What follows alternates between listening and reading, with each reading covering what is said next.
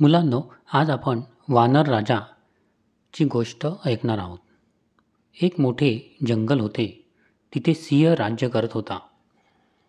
पण तो आता वृद्ध झाला होता. एके दिवशी हा वृद्ध सिंह आजारी पडला आणि मेला.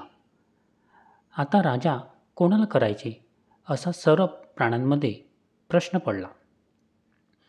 कोणी म्हणाले अस्वलाला राजा करा, तर कोणी म्हणाले हत्तीला करा. वानर म्हणाले मीच होतो राजा. मग कोल्हाही म्हणाला मी सुद्धा काही गुणवत्तेने कमी नाही, मला राजा करा. शेवटी सर्व प्राण्यांनी निवडणूक घ्यायचे ठरवले.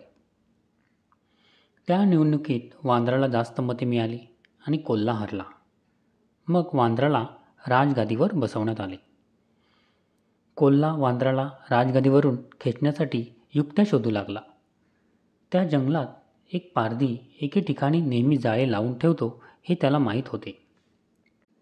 एके दिवशी कोल्ह्याने त्या जाळ्याजवळ आंबे व केळी भरलेली टोपली नेऊन ठेवली.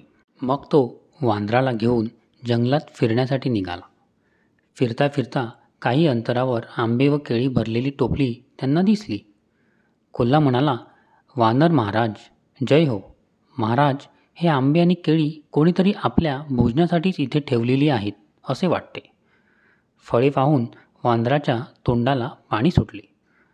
आपण राजे आहोत आणि आपण राजासारखे वागले पाहिजे याचे त्याला भान राहिले नाही. ते तर हुफ हुफ करून उड्या मारत नाचू लागले आणि नेमके त्या पारध्याच्या जाळ्यात अडकले. मग पारध्याने त्याला पकडले आणि तो तिथून घेऊन निघाला. अशा रीतीने वानर राजा बनले होते, पण त्याला राजासारखे वागता आले नाही. पुन्हा सर्व प्राण्यांची सभा भरली.